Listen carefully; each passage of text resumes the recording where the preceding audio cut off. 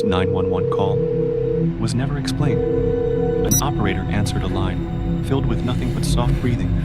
She traced it. The call came from a phone disconnected 2 years ago. That number once belonged to a woman found dead inside the same house. Officers were sent, but as they reached the address, the line went dead. The operator leaned back. When a whisper came through her headset one last time, it wasn't me. The call log, exactly 6 minutes and 66 seconds long. I grew up on a quiet farmhouse, far from town. Behind our house stood an old, moss-covered well that nobody used. One night, I woke to the sound of a baby crying from deep inside it. My father warned me never to go near that well, but the sound wouldn't stop. So last night, I grabbed a lantern and lowered a bucket to see what was down there. When I pulled it up, there wasn't water.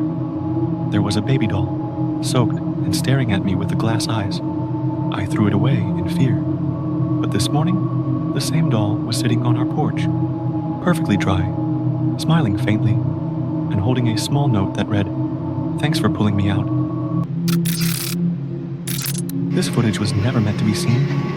City workers in Texas were fixing a collapsed road on Elm Street when they uncovered something that shouldn't exist, a tunnel no one ever mapped.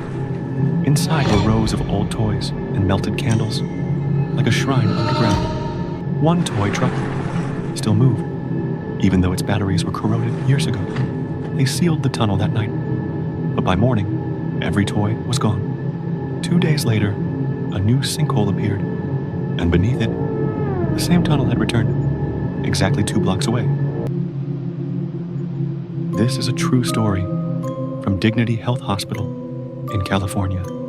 It was past 3 a.m. when a new mortuary attendant noticed a body drawer slightly open, its tag missing. She checked the records, but there was no entry for that body. When she slid it open, she found a decayed corpse staring back, eyes wide, as if frozen mid-scream. The lights flickered, and a whisper echoed from the drawer. "You forgot to tag me." The drawer slammed shut by itself. The next morning, staff found a new tag lying on the floor, with her name on it. It's past midnight when I hear heavy breathing in my room. At first, I thought it was me, until I realized it was coming from somewhere else, from the closet, the one I always shut before bed. But now, it's open, just enough for someone to watch me. I don't live with anyone. I never have. This is real CCTV footage from parking lot B, recorded at 2:14 a.m. last Friday. A man is seen walking toward his car after a late-night movie. The lot completely empty and silent, except for his footsteps. But when he stops beside his car, his reflection doesn't. It keeps walking, right past him. The reflection slowly turns its head, looks straight into the camera, and smiles. Moments later, both the man and his reflection vanish. The police later found his keys still in the ignition, but no trace of him anywhere. And some say the reflection still walks by every night at 2:14. This was caught on a real home security cam in Cleveland. Every night at exactly 3:15, a woman heard faint laughter outside her apartment door. But whenever she checked the camera, the footage froze. When police finally reviewed it, one frame showed the door slightly open and a shadow smiling through the crack. The laughter stopped only after she moved out. This is a true story from Salem, Massachusetts, one of America's most haunted towns. In 1998, a landlord was renovating an old apartment when he discovered a hidden brick wall in the basement.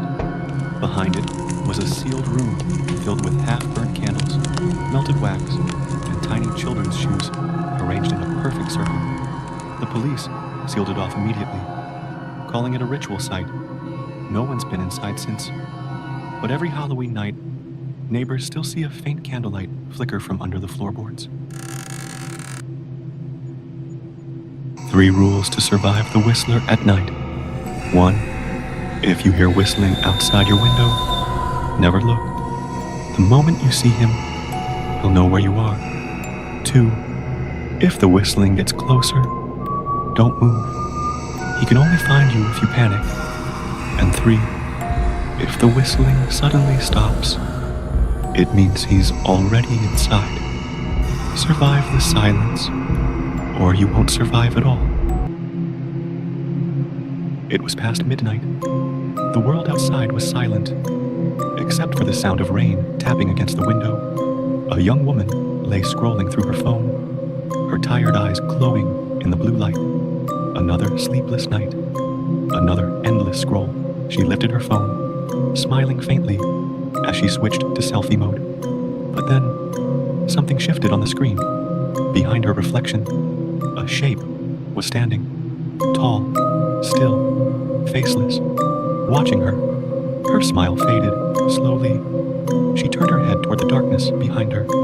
Nothing, just the quiet hum of the fan and the faint flicker of her bedside lamp. She looked back at the screen, but the shadow was gone. Then, from across the room, the bedroom door began to move. A soft creak, like someone pushing from the other side.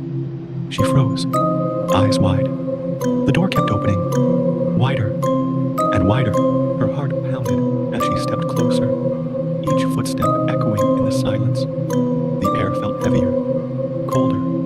The phone trembled in her hand, its light shaking across the walls. She reached for the handle, and then something leaped out of the darkness, pale, hollow-eyed, screaming without sound, straight into her face. Only her phone remained, recording nothing but static, sometimes